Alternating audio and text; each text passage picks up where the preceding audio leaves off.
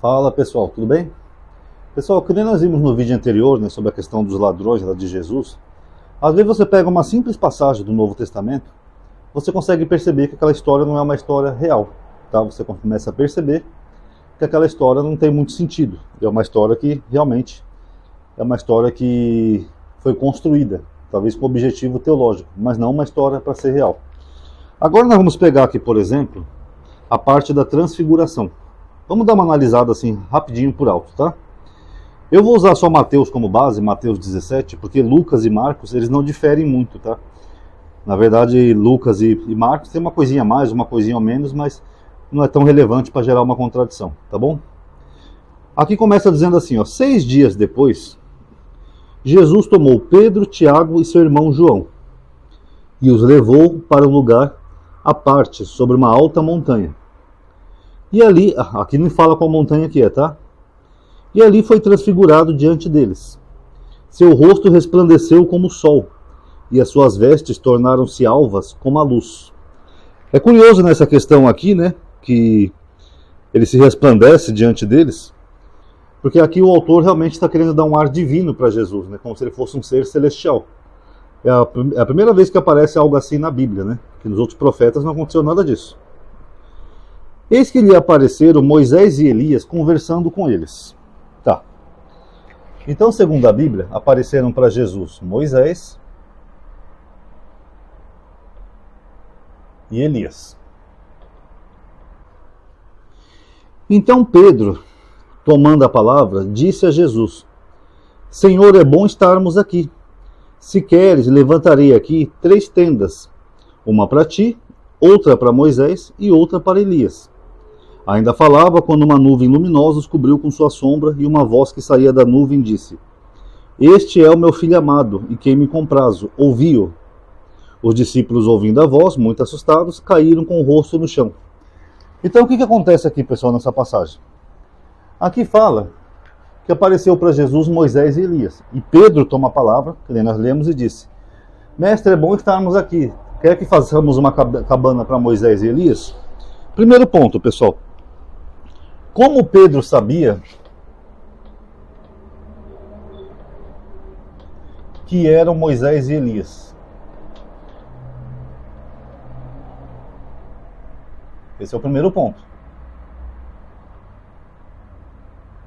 Vou colocar eles aqui para encurtar. Como ele sabia que era Moisés e Elias? Naquela época não tinha fotografia. Moisés e Elias deveriam ter um fenotipo semelhante ao deles, né? Que eram judeus, hebreus de uma época. Então, se você vê um velho de barba e outro velho de barba, como é que ele sabia que era Moisés e Elias? Não poderia ser aqui Eliseu, por exemplo? Não poderia ser outro profeta, como Isaías, Jeremias? Como que eles faziam essa distinção? Então, esse é o primeiro ponto. Pedro sabia que eram Moisés e Elias? Porque ele pergunta: mestre, devemos fazer uma cabana para ti, outra para Moisés e outra para Elias? Esse é o primeiro ponto, que já mostra que é uma história que não é muito real.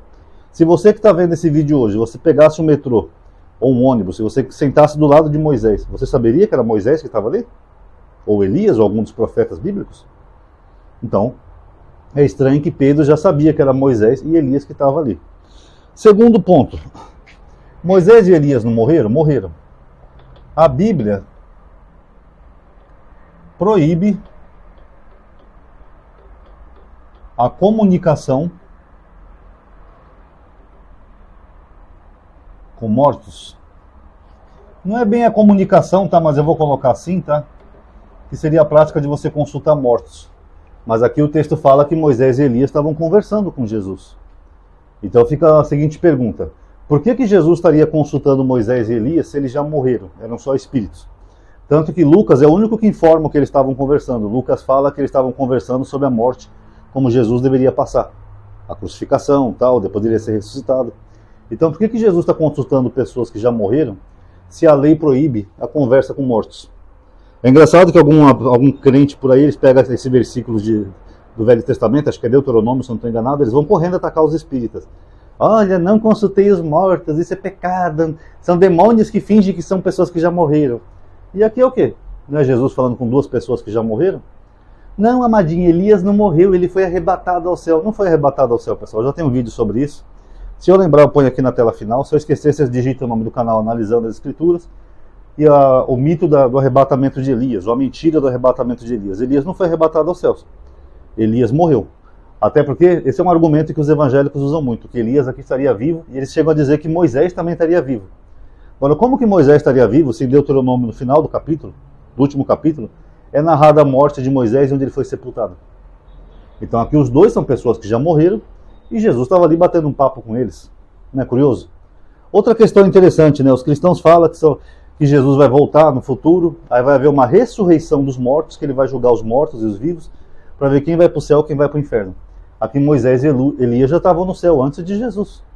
Como é que eles foram salvos então? Eles não tinham que estar lá dormindo no Sheol, na sepultura, aguardando Jesus voltar?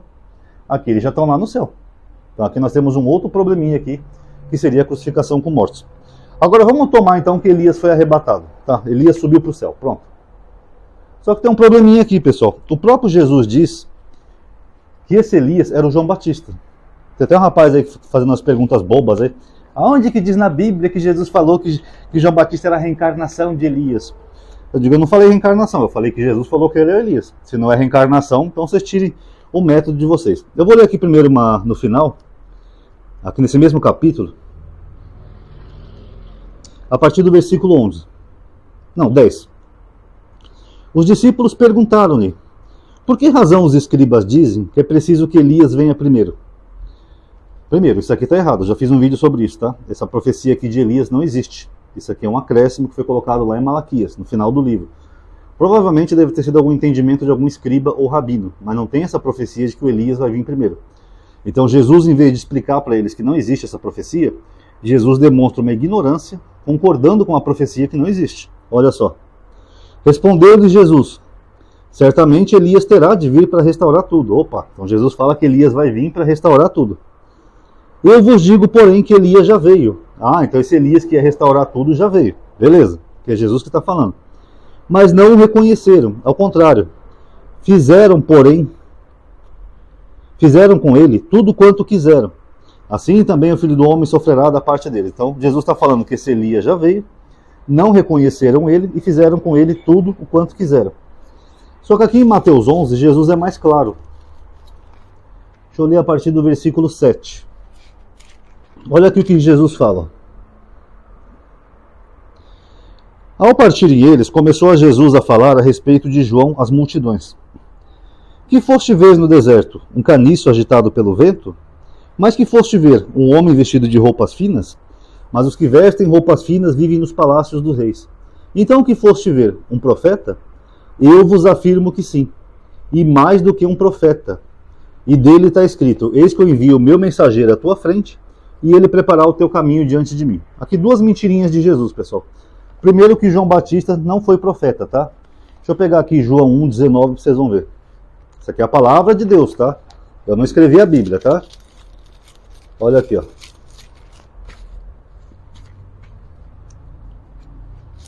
João 1,19.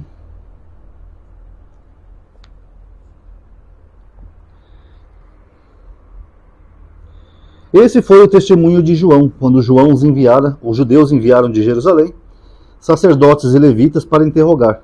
Quem és tu? Ele confessou e não negou, e confessou. Eu não sou o Cristo. Perguntaram-lhe, quem és tu então? És tu Elias? E ele disse, não sou. Note que João Batista está falando que não é o Cristo, que não é o Elias. És o profeta? E ele respondeu, não. Então o próprio João Batista que diz, ó, eu não sou Elias, eu não sou o Cristo e eu não sou profeta. Agora Jesus afirma que ele é um profeta. Como que ele é um profeta que não sabia que ele era um profeta? Cadê as profecias de João Batista? Cadê o livro de João Batista profetizando que nem os profetas do Velho Testamento? Cadê João Batista pregando às multidões sobre o que haveria de vir caso eles não retornassem a Deus? Porque Jesus falou aqui em Mateus, ó, João já veio, e qual era a missão de Elias? Já veio, e ele falou que Elias deveria restaurar tudo. Então vamos a mais uma pergunta aqui. O que João Batista restaurou? Mostra aí para mim na Bíblia. Ele restaurou o quê? Porque Jesus falou, o Elias deve vir e ele vai restaurar tudo. Mas só que Jesus falou que ele já veio, dando a entender que ele era o Elias, e falando que ele era um profeta. Então o que ele restaurou? Cadê as profecias de João Batista? Complicado, né, pessoal? Aí ele fala, é dele que está escrito, eis que eu envio o meu mensageiro à tua frente. Isso é de Êxodo 23:30. É aquela nuvem que acompanhava o povo, não tem nada a ver com João Batista. Ele preparará o teu caminho diante de ti. Tá? Isso aqui é de Malaquias 3:1. O mensageiro lá em Malaquias, já tem um vídeo sobre isso, tá? É o próprio autor do livro, o profeta, que Malaqui significa mensageiro em hebraico. Agora, não tem nada a ver com João Batista. Então Jesus mente dizendo que ele é um profeta, mais do que um profeta, sendo que mesmo no Novo Testamento João Batista não preenche as características de um profeta, e depois mente dizendo que aqui essa profecia se refere a João Batista. Só aqui duas mentirinhas. Vamos continuar aqui, ó. Em verdade vos digo que entre os nascidos de mulher não surgiu nenhum maior que João, o Batista. E, no entanto, o menor no reino dos céus é maior que ele. Desde os dias de João Batista até agora, o reino dos céus sofre violência, e violentos se apoderam dele.